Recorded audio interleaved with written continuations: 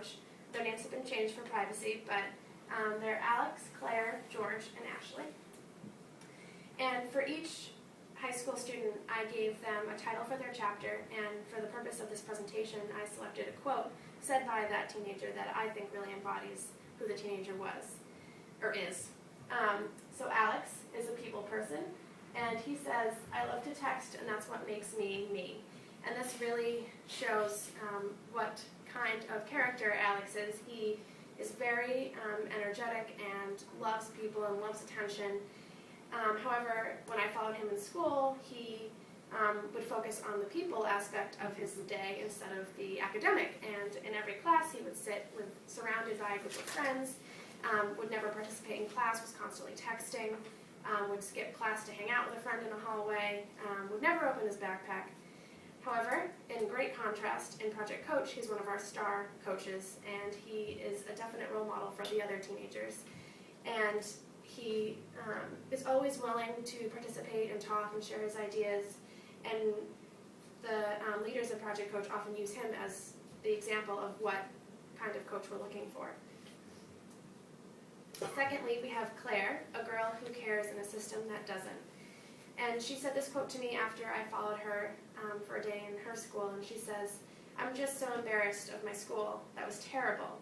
Sometimes it's not that bad, but it really is bad. I just wish it wasn't actually like that." And I thought that this quote really showed how much Claire cares about her, where she is and where she lives and where she goes to school. And it also shows during when I followed her in school, she does pay attention, she does try, she does do her work, but it's just happened so often for her that people have let her down, or she feels that no one's there supporting her, and you can really tell in how she sees her school and her future. And she will talk to some teachers, but she's very reluctant to. And then in Project Coach, in the beginning, she acted the same way that I saw her act in school, but after she realized that there were people supporting her in the program, she came out of her shell, and now she always tells me what a great family she thinks Project Coach has become to her, and she's always willing to answer questions and talk in a large group, even though she never talks in school. Moving on to George, laziness follows boredom. His quote is, "I don't do homework because I'm the kind of person, if I don't see the point of doing something, I just don't do it." And he means what he says.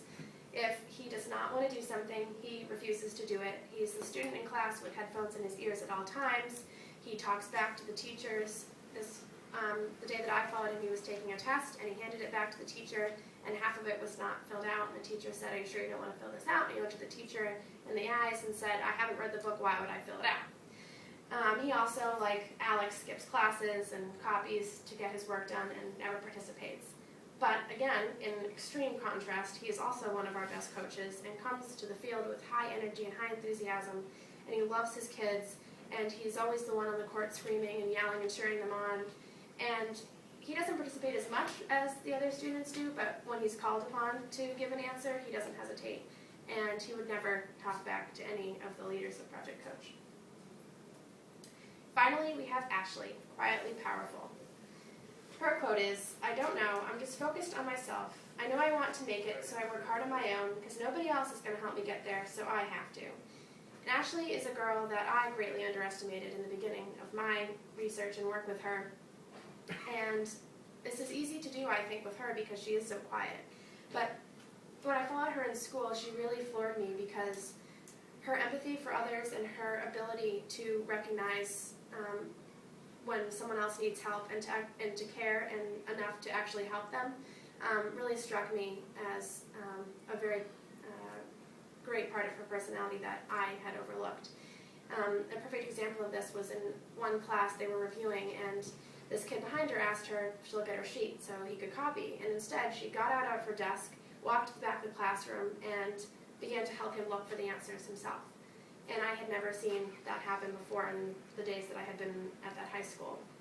And she carries this with her to Project Coach. She still remains quiet and is rather difficult to get to know, but once she realizes that you're on her side and you're not going to stop her from getting to where she is, she opens up, and she has become great friends with a lot of the kids and has really gotten excited about Project Coach and loves the elementary students and always talks about how they're her babies and how she can't wait to see them grow up.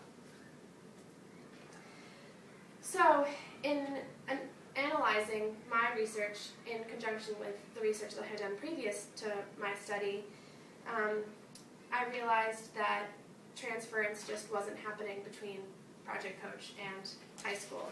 And I think that it's because the two worlds are just so separate. And that's the way that our system has been constructed. School time ends when the bell rings, and everything that you have done in school, you leave in school. And the kids are so anxious to get to leave and to go someplace else, and they don't want to think about it when they're at a place like Project Coach, which they love.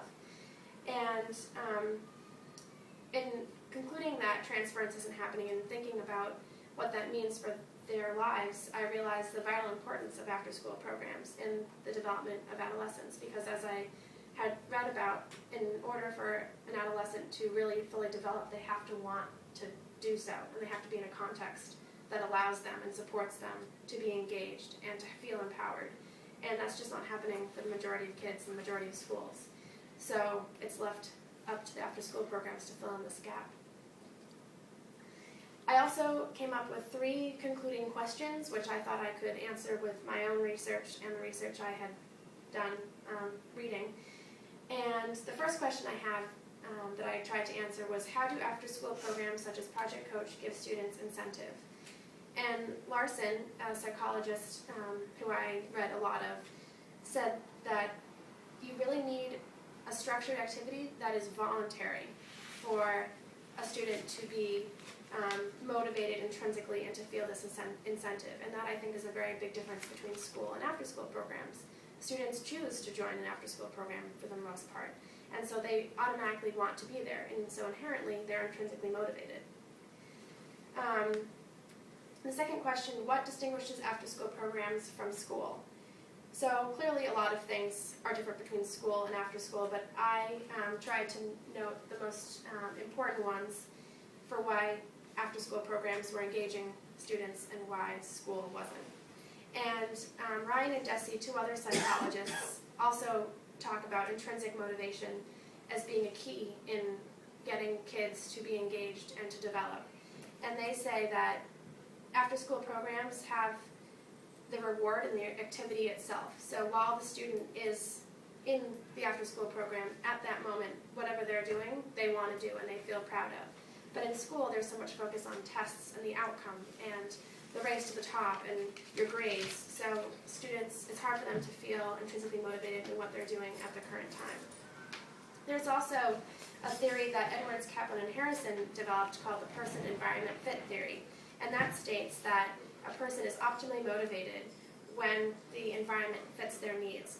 So school isn't an environment that most kids want to be in. And the after-school program like Project Coach, they're excited to be there.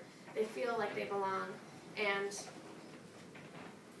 so that allows them to develop.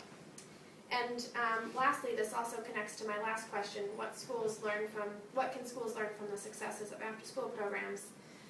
I believe that the crux of Project Coach is relationships. And I really believe that's why it is so successful for these kids, and that's what's missing for them in high school. And I understand that the class sizes are large, 30 students for one teacher, so how is it possible that the teacher can really form a deep and lasting relationship with each student and in a block schedule, and the kids are gone in a year? But that is, to me, the main difference between the success of after-school programs and the lack of success in schools. And I think that schools can really learn from after-school programs in the way that after-school programs are created for youth, and they have youth in mind when they create their curriculum, and they're made to help youth develop. Schools are made to appease the government, to appease parents, to produce better test scores, and my hope would be that schools decide to make it more of a collaborative effort between the students and the faculty and the teachers, instead of making it a place that students have to go.